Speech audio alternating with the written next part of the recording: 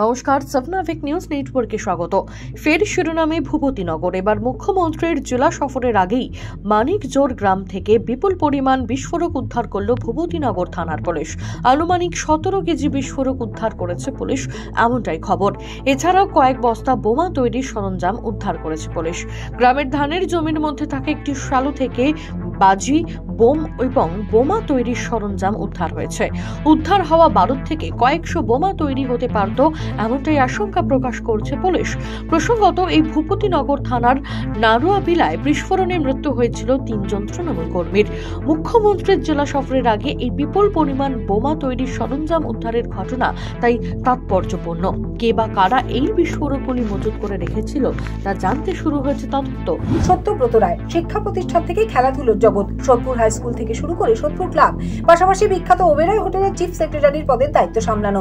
বিভিন্ন ক্ষেত্রে দিকপাল এই মানুষটির সম্প্রতি জন্ম শতবর্ষ পালিত হলো সোদপুরের দক্ষিণায়ন এলাকায়। তার উত্তরসূরি রায় পরিবারের তরফে আয়োজিত এই বিশেষ অনুষ্ঠানে প্রথমেই তার প্রতিকৃতিতে মাল্যদান করেন দীর্ঘকাল তার সান্নিধ্যে থাকা মানুষজন। শ্রদ্ধার স্মরণ করা হলো বহুমুখী প্রতিভা সম্পন্ন এই মানুষটির কর্মদক্ষতার একাধিক বিষয় নিয়ে। পাশাপাশি সত্যব্রত রায় জন্ম শতবর্ষ উপলক্ষে এদিন শতবর্ষের আলোয় সত্য সাধক সত্যব্রত নামক একটি স্মরণিকার উদ্বোধন করা হয়। রায় পরিবারের সকল সদস্য ছাড়াও জন্ম শতবর্ষে শ্রদ্ধাঞ্জলি শীর্ষক বিশেষ এই অনুষ্ঠানে উপস্থিত ছিলেন সোদপুর হাই স্কুলের প্রাক্তন প্রধান শিক্ষক অশোক ভৌমিক, সাহিত্যিক সাধন চট্টোপাধ্যায়, ওবেরয় হোটেলের প্রাক্তন executive vice chairman Shibshankar Mukhopadhyay, Sodepur ক্লাবের সভাপতি পরিমল সরকার সহ বহু বিশিষ্ট ব্যক্তিবর্গ। ভোট উৎসবের আবহে রাজ্য জুড়ে ক্রমশ বাড়ছে সমাজ বিরোধীদের দাপট। ফের মুর্শিদাবাদে বিস্ফোরক উদ্ধার। 8টি তাজা বোমা উদ্ধারের ঘটনায় চাঞ্চল্য ছড়ালো বড়েয়া থানার অন্তর্গত সুন্দরপুর এলাকায়। গতকাল রাতে তল্লাশি অভিযানে নেমে এই বিস্ফোরকগুলি উদ্ধার করেছিল পুলিশ। বিষয়টি জানাজানি হতেই আতকে ওঠেন স্থানীয় বাসিন্দারা। কে বা কারা এই বিস্ফোরকগুলি মজুত করেছে তা জানতে শুরু হয়েছে তদন্ত। তবে প্রতিদিন যেভাবে মুর্শিদাবাদ জেলার বিভিন্ন প্রান্ত থেকে বোমা উদ্ধার হচ্ছে তাতে লোকসভা নির্বাচনের আগে যথেষ্টই চিন্তার ভাঁজ চওড়া হচ্ছে প্রশাসনের। শেষ আপডেট অনুযায়ী বিস্ফোরকগুলি নিষ্ক্রিয় করার জন্য মুর্শিদাবাদ জেলা বোম ডিসপোজাল স্কোয়াডকে খবর দেওয়া হয়েছে। শেখ শাহজাহানের গড় সন্দেশখালীতে পৌঁছল কেন্দ্রীয় বাহিনী। রাজ্য পুলিশকে সঙ্গে নিয়ে সন্দেশখালীতে বাসন্তী হাইওয়েতে রুট মার্চ শুরু করলেন তারা। বেরুমজুর 1 নম্বর পঞ্চায়েতের হাটখোলা বাজার, রামপুর, বাগডিপাড়া, সরবেরিয়া, ধামাখালী রোড সহ একাধিক জায়গায় গাড়ি করে টহল দিচ্ছে কেন্দ্রীয় বাহিনী। পাশাপাশি পায়ে হেঁটে সন্দেশখালী থানার একাধিক এরিয়া ডমিনেট করতে দেখা যায় জওয়ানদের। যেভাবে লোকসভা নির্বাচন ঘোষণা হওয়ার আগে থেকে জেলায় জেলায় রুট মার্চ শুরু করেছে কেন্দ্রীয় জওয়ানেরা, তাতে আসন্ন নির্বাচনে বাংলায় কতটা স্বতঃস্ফূর্তভাবে ভোট দিতে পারবে গণদেবতারা, সেটাই এখন দেখার।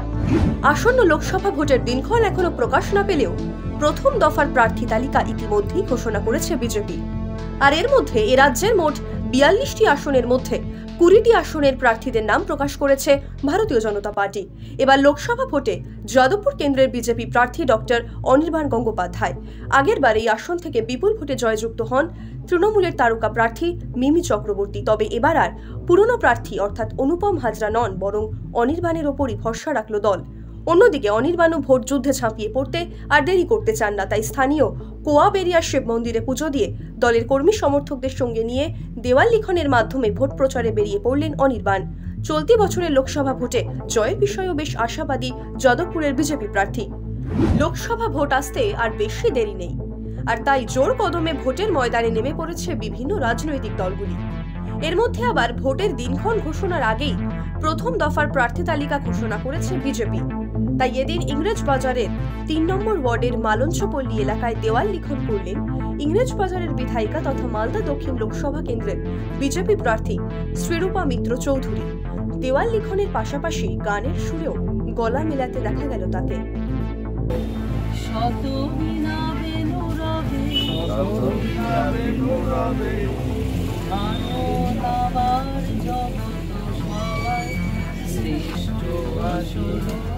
চৌত্রিশ নম্বর জাতীয় সড়কের ধারে বিমান দুর্ঘটনা।